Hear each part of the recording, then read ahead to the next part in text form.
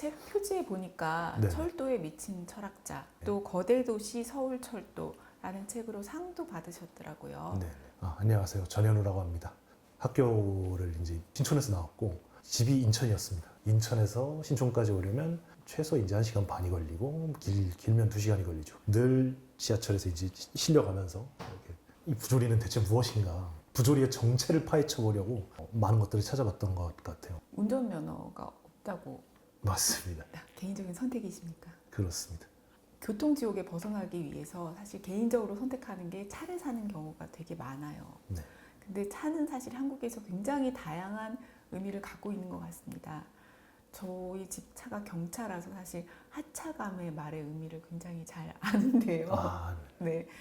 차는 한국에서 사회적인 지위나 부하고 또 연관되어서 해석되기도 하고 젊은 세대들이 요즘에 차를 많이 안 산다, 그리고 차를 많이 안 탄다라고 이야기를 하는데 하차감과 연관된 슈퍼카나 아니면 외제차에 대한 선망은 더 큰 거 아닐까 이런 생각도 좀 들어서 한국 사회에서 차에 대한 인식의 변화가 있을 수 있을까요?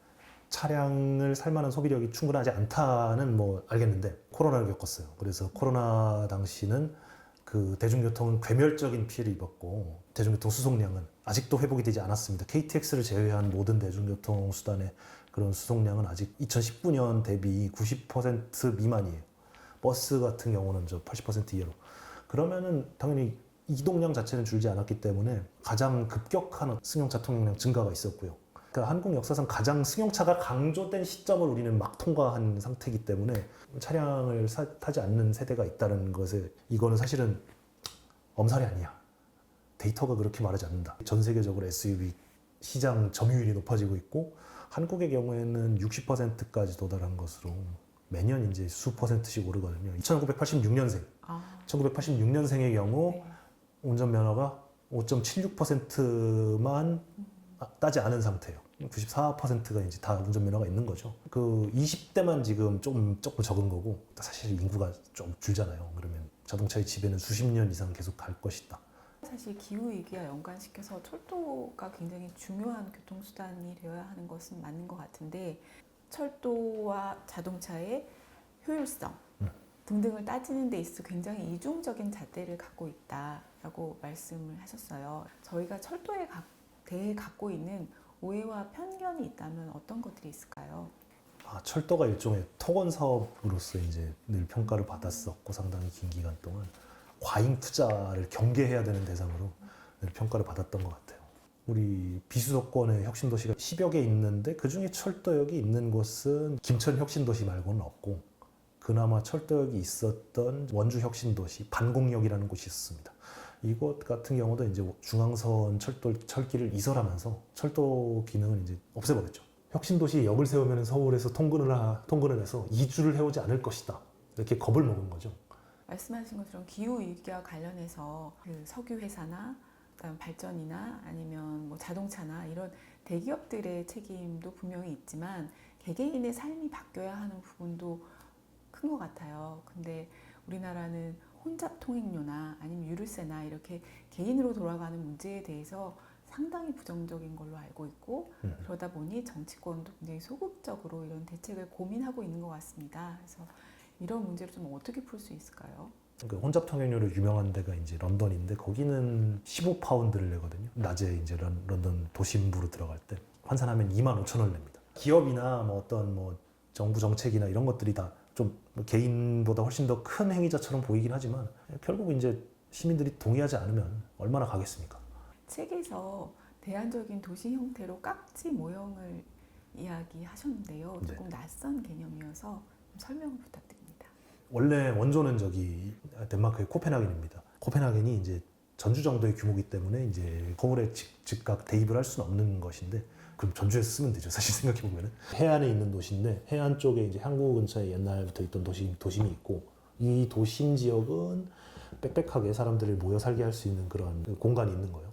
그게 이제 손바닥에 해당하는 거고 그 주변으로 이제 교통로를 따라서 위성 도시들이 쭉 뭐 옛날부터 있던 데도 있고 신도시도 있고 이런데 그런 위성 도시들이 쭉 늘어서 있는 거죠. 이 사이사이는 녹지로 이제 보호존 녹지로 이제 설정을 해가지고 난개발이 되지 않도록 이제 억제를 하는 겁니다. 도시와 녹색이 함께 가는, 그러니까 인간의 문명과 그 문명을 가능하게 하는 어떤 자연의 상태가 같이 가는 우리의 공간 구조가 그런 깍지 모형으로 이제 표현할 수 있지 않을까라 해가지고 이제 만들었던 말인 거죠.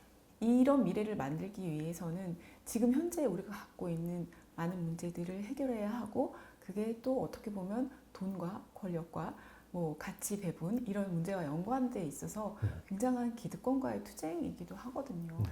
혼잡 비용은 서로 내가 남의 앞길을 막고 남들이 내 앞길을 막아가지고 나오는 그 시간의 손실, 그리고 그 과정에서 좀 더 많이 배출되는 온실가스, 다른 대기 오염 물질, 이런 것들의 사회적 비용을 계산해가지고 내는 값이거든요. 혼잡 비용에 비례하는 그 뭐 주행세나 각종 이제 분담금을 이제 물리는 게 기술적으로 가능해지는 상황이고, 자동차 기술의 변화가 어쨌든 있으니까 이걸 바탕으로 이제 그 사회적 논의를 준비해서 어떤 자원을 마련해 나가는 거는 반드시 필요한 작업인 거고요. 사실 또 한국은 역사적 사례가 있습니다. 유류세가 가장 크게 오른 시절이 있거든요. 네. IMF 때 김대중 정부 1년 차에 이제 휘발유는 2배 올리고 디젤은 경유는 4배 올렸거든요. 이 거대 도시가 서울을 이제 상정하고 있는 건데요. 네. 사실 제가 최근에 본 통계를 보니까 전 국민의 70%가 서울과 수도권에서 살기를 희망한다라고 나왔더라고요. 이 서울 욕망을 어떻게 하면 줄일 수 있을까라는 것도 굉장히 중요한 문제인데 고민이 있으셨을 것 같아요. 수도권 인구 끌어들이는데 어느 정도 성공한 데는 딱 하나, 제주도밖에 없거든요. 그 21세기 들어가지고 제주도가 왜 그렇게 사람들이 갔을까? 수도권에서 저가항공이랑 상관관계가 있거든요.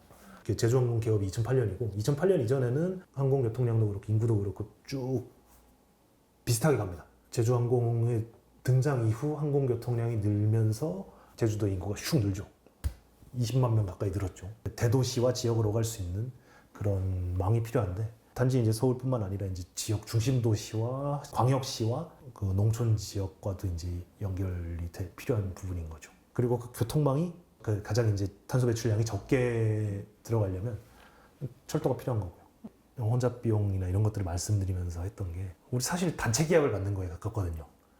더 이상 지속 가능하지 않다는 여러 신호들이 오고 있는 거고요.